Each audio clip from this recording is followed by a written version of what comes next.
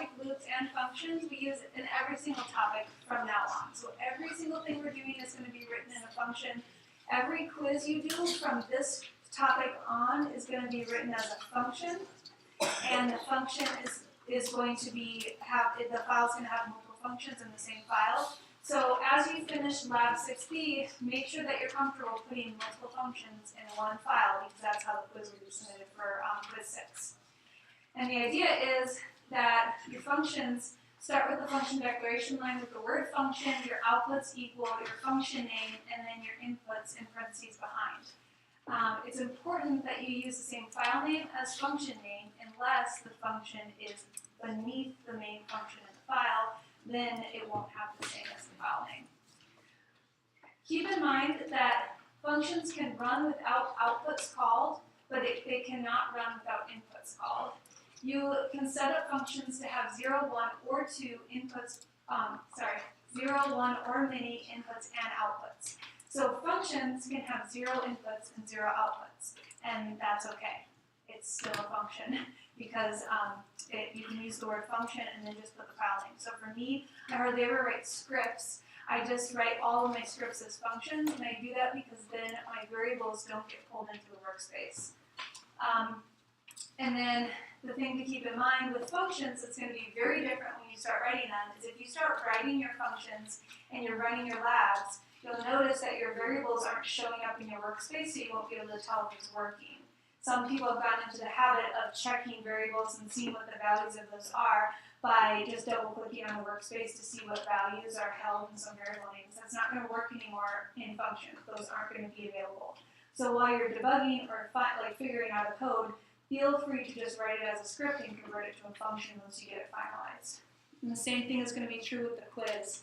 When you write your first quiz function, you might be used to seeing all of your variables in your workspace, and you will no longer see that. Okay. So this is a good time to follow functions, loops, and logic because I have great news for you. It is a very straightforward topic. So, and it's great because this topic makes your life much easier. So what we're going to be doing in this topic, it's called I think it's called file management in the syllabus, but data or, data management. So all we're doing in this topic is we're learning how to read and export and import data into and out of MATLAB.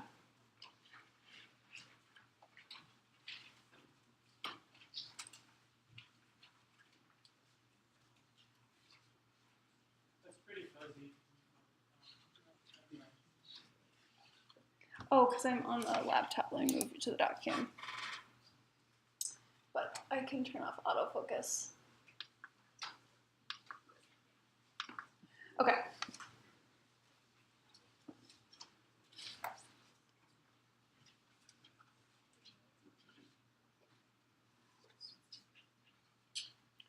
So up until this point, if I needed to give you data, I either gave it to you in a table and you had to copy it down into an array, or I gave you an M file that you then copy and pasted that array into your file. So we are no longer going to do that ever again. Any data that you get will come in its raw format, either as a text file, an Excel spreadsheet, or a native MATLAB file, and you will import it in. And then we will also learn how to export out data. So MATLAB has a native format for data storage, and it's the .mat extension. And some of you have accidentally saved things as .mat files on several occasions, but all that extension means is that you're storing the data into a file. And there are two commands you need to know. So there's the import command, which is load for a .mat file. I don't know why I'm having such a hard time with that word.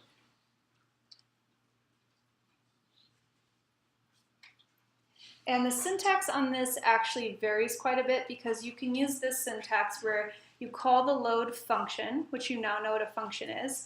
You put in parentheses the input, which is the file name, and it's a string with the extension included. But there are actually other things that are allowed, like it allows you to do load space file name with no extension, no string. So if you look this up, you can see that there's a variety of ways. This is actually the safest way. So that's why I'm showing it to you this way. So if you load in a .map file, it will actually bring with it all the variable names that it was stored, and that is really important. The export command is just the word save, and if you just put the word save and then the file name you would like to save to, it will put all active variables that are in the workspace or in the file, and it will save them to that .map file. So if that .map file doesn't exist, will it make it based off the name? Yes, the save makes that file, the load finds that file and brings it in. So I need to make sure that you know the difference between these two. They are very, very different types of files. A .map file is a data file. It doesn't do anything, it just stores information. It stores numbers, character strings, integers, whatever kind of data it is that you put into it. And it is specific to MATLAB, but other software has the ability to read in MATLAB files as well. A .m file, which is what we've been using, is a script file. It's an executable file that runs commands, and they are completely separate types of files, have separate uses, and all that.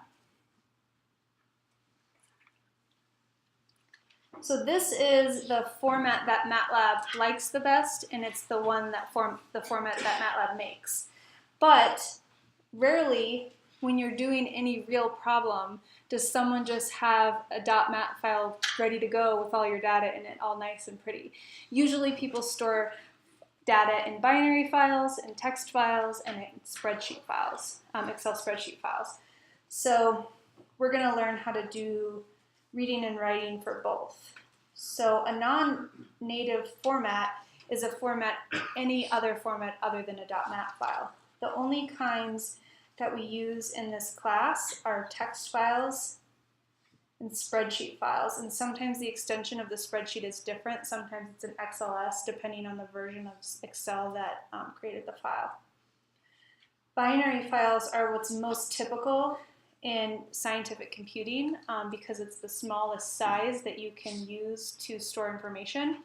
And it is the most difficult way to read and write because it's just reading and writing just the binary form.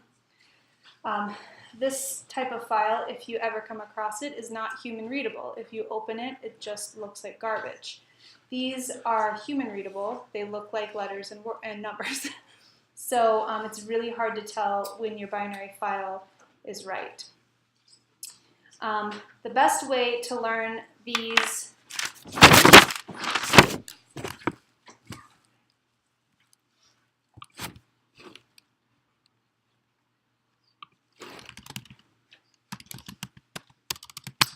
the syntax for all these is to just find the help page for it. So what I always do is I just Google supported file formats in MATLAB, and it always the first one is always the help for supported file formats for import and export in MathWorks, and it lists the import export commands for each data type. So here you can see the one we just talked about, which is, it's a little bit blurry, but the .mat extension load and save. For a text file, there's actually 4 different options. So depending on how the text file was created, you will need to try a variety of different ways to read it in, because sometimes text files have commas separating data, sometimes they have semicolons, sometimes they have spaces, sometimes they have tabs, so you have to play around with it a little bit. The spreadsheet file is XLS read in your Lab 7. It's a spreadsheet, so you'll be using XLS read to read in the data, and it's a huge spreadsheet. In Lab 7, you're actually going to be you're going to be searching through all the planets that have been recorded and finding which ones are most likely inhabitable by human-like something or something. I'm not an astrophysicist, but I have the conditions that you need to find this if this is true. So it's like the spreadsheet has like thousands and thousands of lines of code, and you're going to read them all in and search through them in MATLAB. So those are the two main ones. Okay. So that's kind of the basics of how to read in data. So now I'm going to move over and just show you some things in MATLAB and how some of this stuff works.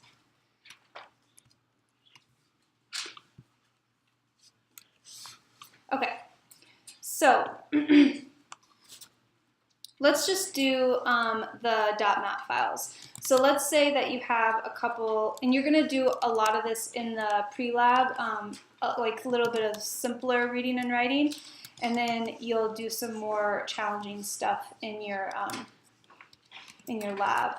So the reality of reading and writing data is it's actually takes a lot of trial and error to actually figure out that you have the data that you think that you have.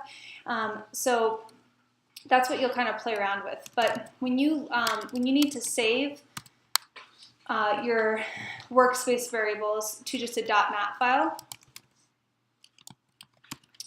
here's the second notation that I showed you, the second syntax. You can just type the word save and then the file name that you would like to save to. And if you looked in my current folder, this didn't used to be here, and it was just created when I ran that command. And what it's going to do is it's going to put everything in your workspace in that file. If I clear out my workspace, my A and B are now gone. They're not there anymore. I can actually type load and that file that I just saved to, and it will bring back everything in my workspace. So this is an essential thing to do when you are dealing with big data, because you could write a code that takes days to run, and then you get some outputs from it. Instead of rerunning your code to get all those outputs again, you want to save those outputs so that you can just recall just the results of the code. Any questions about that? Yeah, and so then a lot of times you don't want to save your entire workspace. So instead you can do the same thing, create a variable name to save to, and okay, I need those back. So let's say I had an A and a B again. Okay. So let's say I just wanted to save A to it. So I would go up just the way I did before and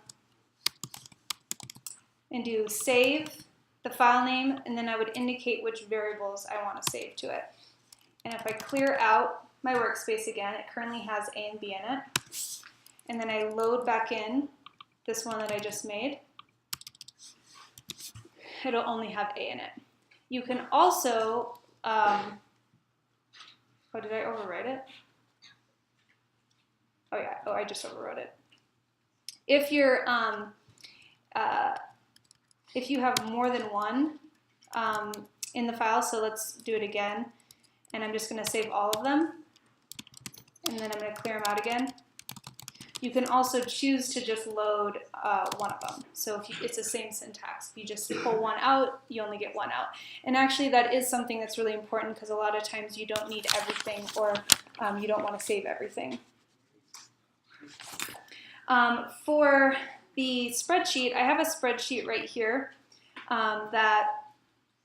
so by default, if you open any file in MATLAB by just double clicking, it opens it inside MATLAB. So it's bringing up this like data window, but you can also right click on it and say open outside of MATLAB, and then it will open it in its native format, so it'll open it in Excel. So we're going to be doing lots of stuff with Excel. What are you guys watching? It's very distracting to like everyone around you. Can you stop watching it? Okay.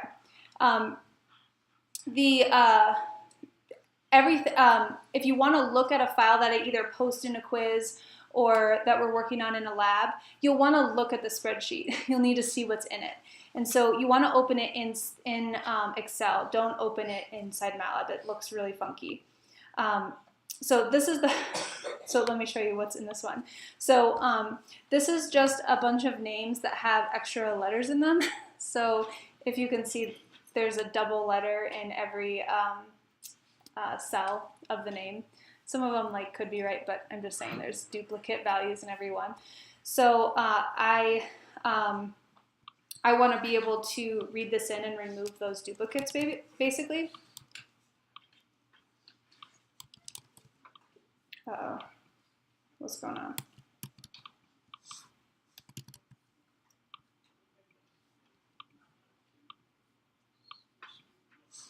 Are we back? Okay. So for reading in a spreadsheet, you type XLS read, and then you want to type in the full extension of the file name. And I just tabbed, and it actually found that spreadsheet. Is it case sensitive? It is case sensitive, yeah, and it's very sensitive. So a lot of people will put in the wrong extension, and it's not going to know what that file is. It has to be exactly the file name.